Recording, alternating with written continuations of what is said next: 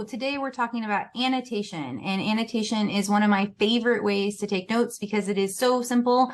All you need to do it is something to write with, and of course, whatever you're annotating. So if you are writing in a book that you own, don't write in the library books, or an article that you've printed out, all you need is something to write with, and you can jump into annotating. Of course, you can make this fancier, right? You could decide that you want to use a bunch of different color pens. You could use a bunch of different color highlighters. You could come up with an annotation system that's really involved and complicated.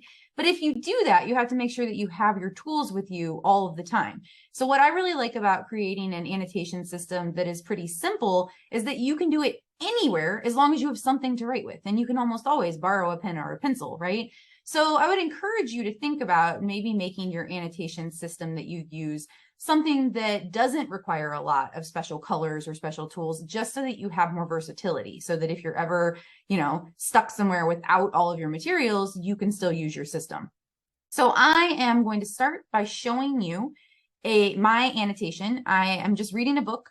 This is a book called Toys, Amazing Stories Behind Some Great Inventions by Don Wolfson. I'm reading this because I am, my daughter is reading it for a class. So I am really reading it. Like, I'm not just doing it for this video. I am actually taking annotations so that I can create some worksheets and things around it. And so you are seeing my actual process for creating something real. I'm going to go ahead and show you what it looked like for me to annotate the first chapter of this book.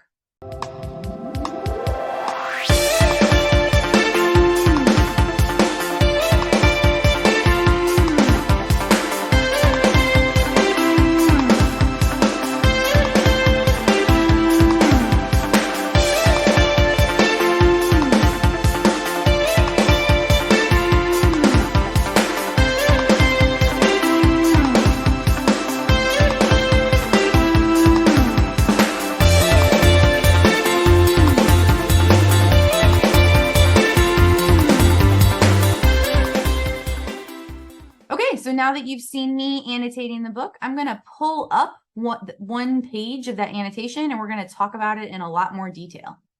So I'm going to start by zooming in on the top of this so you can see it a little bit better. And as you can see, as I was reading, I just underlined key ideas.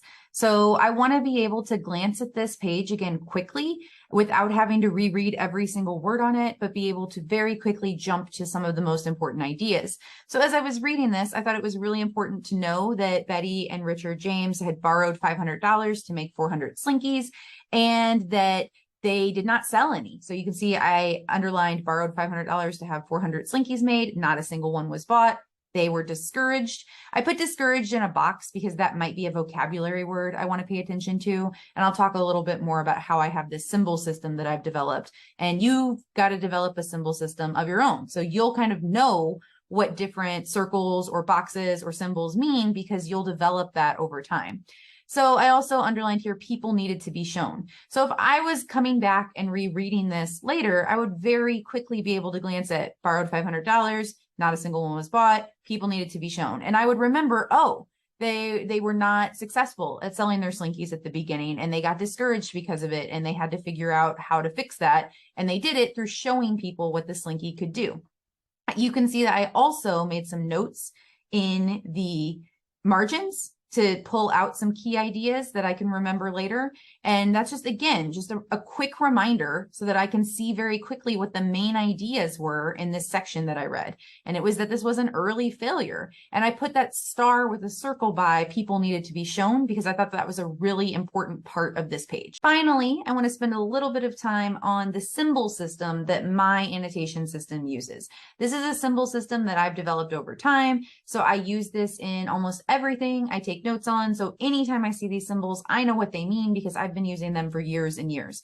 Your symbols do not have to match my symbols. And sometimes you'll have to develop new ones because you'll have an idea you want to capture and you'll want to figure out what symbol works for that.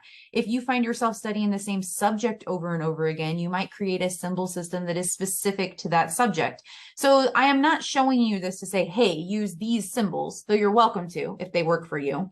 But I am showing you this to say, hey, if you develop a symbol system that makes sense to you, then as you take notes over time, it will get easier and easier to use. So let's take a closer look at each one of these.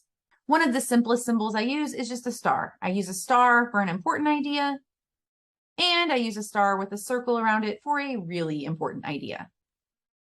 I use a question mark when I have a question or when I'm confused, when it's something I think I need to look up again later. I use an exclamation point when I read something that I find really surprising or shocking, or that I think might make a really interesting fact to grab somebody's attention later. I use this little squiggly exclamation point. I don't think it has a name. I think I made it up. So this little squiggly exclamation point, that's the symbol I use when I disagree with something, when I think that the author is wrong or that the author is missing something important. I use that symbol so that I know I can come back to it and argue with it if I am writing a paper about it later. I often put numbers in circles if there are items in a list and I want to very easily be able to see them. If there are ideas that are connected, I'll just draw an arrow to connect one part of the page to the other part where I see those connections coming through. I might also write like a quick note about the connection and what I'm seeing there. This little kind of person icon I might use if there's an important person I want to pay attention to later. This is an icon that's kind of like a calendar with a spiral top, just lets me know there's a key date to maybe pay attention to. And then there are the symbol systems I use on the actual text. So I underline important phrases or key ideas in the thing I'm reading. I double underline really important phrases or key ideas. I circle names and dates. And I put blocks around vocabulary words or words that I don't know the meaning of that I think I need to look up later.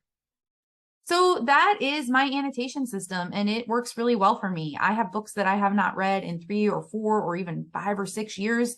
And if I pick them up, I can see these symbols in the side and I immediately start remembering things. I can read it much more quickly if I need to reread it to get those ideas and use them in something. And it just makes my note-taking really effective. Now, I don't always use annotation by itself. Sometimes I'll use annotation as my first way of taking notes on something, and then I'll go back through and take Cornell notes on it or do some other kind of note-taking system.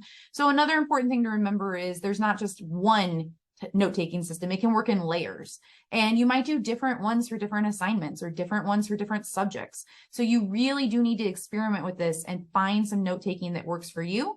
But I think that annotation and coming up with a symbol system is a great skill to build because it is just really efficient for written things.